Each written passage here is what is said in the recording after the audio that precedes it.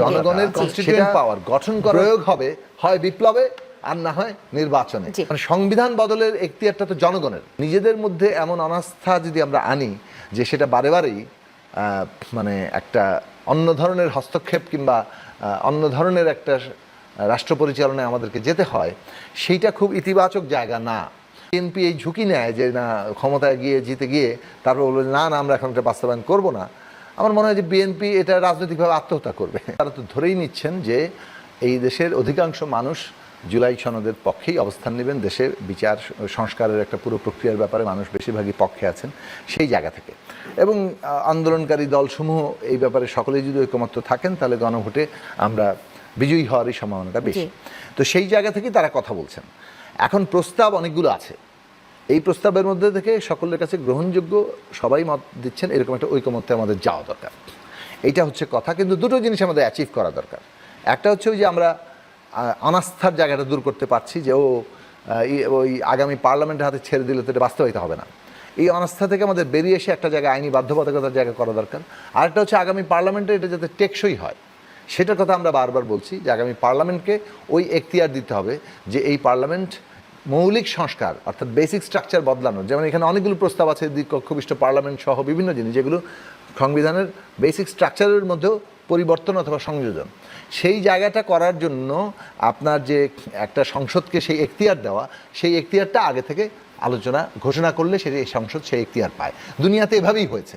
এখন ধরেন মানে আমরা মানে মনে করলাম যে এটা হবে না, এটা হলে আমাদের অনেকগুলো আশঙ্কা আছে অথবা অমুক দলের হয়ে যায়, এইটা করতে পারেন, কিন্তু এটা জনগণের মধ্যে আসলে খুব বেশি মানে গ্রহণযোগ্য হচ্ছে না। তো আমাদের বক্তব্য হচ্ছে যে রাজনৈতিক দলগুলোর মধ্যে অনাস্থার জায়গাটা থাকলে, অনেকের জায়গাটা থাকলে অনেকগুলো ঘটনা বাংলাদেশে ঘটেছে। মানে মানে কী বলে যে সামরিক হস্তক্ষেপ থেকে শুরু করে তত্ত্বাবধায়ক সময় ন্যায় তা না। রাজনৈতিক দলগুলোর এটা বিবেচনা করা উচিত যে রাজনৈতিক দলগুলোর মাধ্যমেই যেহেতু দেশের সরকার ব্যবস্থা এবং রাষ্ট্র পরিচালনাটা পরিচালিত হওয়ার কথা গণতান্ত্রিক ব্যবস্থায়, নিজেদের মধ্যে এমন অনাস্থা যদি আমরা আনি যে সেটা বারে বারেই মানে একটা অন্য ধরনের হস্তক্ষেপ কিংবা অন্য ধরনের একটা রাষ্ট্র পরিচালনায় আমাদেরকে যেতে হয়, সেইটা খুব ইতিবাচক জায়গা না। ফলে রাজনৈতিক দলগুলোর মধ্যে অনাস্থার যে জায়গাটা আছে, ধরুন ধরেই নেওয়া হয়েছে যে বিএনপি কিছু করবে না, এরকম একটা ধারণা প্রতিষ্ঠা করা হচ্ছে। তো এইটা এই যে অনেক মানে এই ধারণা থেকে পুরো যদি আপনি রাজনৈতিক কর্মসূচি রাজনৈতিক প্রস্তাবনা করতে থাকেন তাহলে সেটা খুব ইতিবাচক জায়গায় নেবে না। ফলে আমাদের বক্তব্য হচ্ছে যে এই যে একটু আগে হারুন ভাই যে কথাটা বললেন যে বিএনপি যখন জনগণের সামনে অঙ্গীকার করছে যে আমরা এই জিনিসগুলো বাস্তবায়ন করব, সেইটা যদি বিএনপি এই ঝুঁকি নেয় যে না ক্ষমতায় গিয়ে জিতে গিয়ে তারপর বলবে না না আমরা এখন এটা বাস্তবায়ন করবো না, আমার মনে হয় যে বিএনপি এটা রাজনৈতিকভাবে আত্মহত্যা করবে এবং সেই কাজ বিএনপি করার কথা না। একটা যে কোনো পলিটিক্যাল পার্টি, যেমন এটার সাথে কোনো পূর্বতুলনীয় কোনো দৃষ্টান্ত নাই।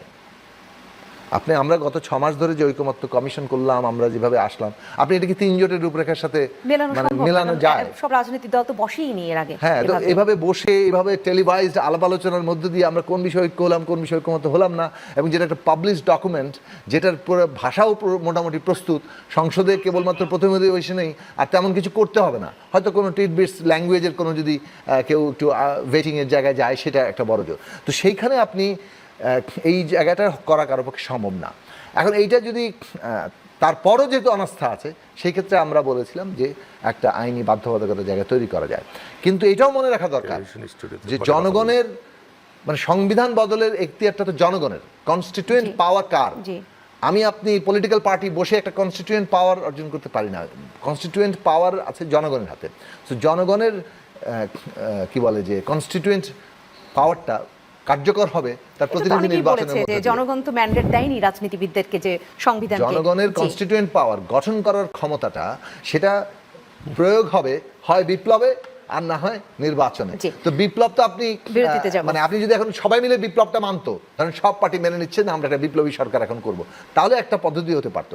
কিন্তু এখানে কনসেনসাসই নাই বিপ্লব কিংবা অভ্যুত্থানের সরকার, বরং কনসেনসাস সেই চেষ্টা চালিয়ে যেতে হবে। 8ই আগস্টে কনসেনসাসটা কি ছিল?